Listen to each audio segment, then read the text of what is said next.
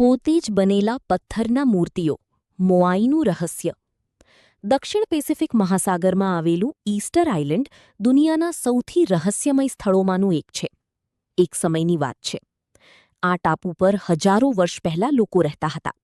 તેમણે અહીં વિશાળ પથ્થરની મૂર્તિઓ બનાવેલી, જેને મોઆઈ કહેવામાં આવે છે.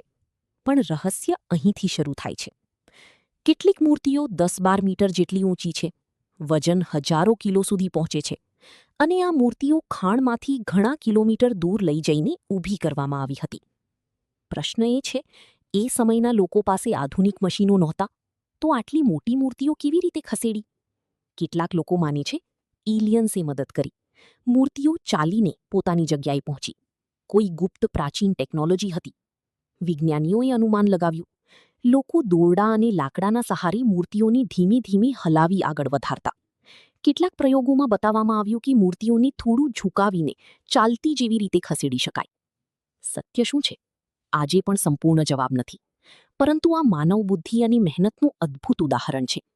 આ વાત પરથી શીખ મળે છે કે અજૂડ લાગતી વસ્તુઓ હંમેશા અલૌકિક જ નથી હોતી. ક્યારેક માનવ શક્તિ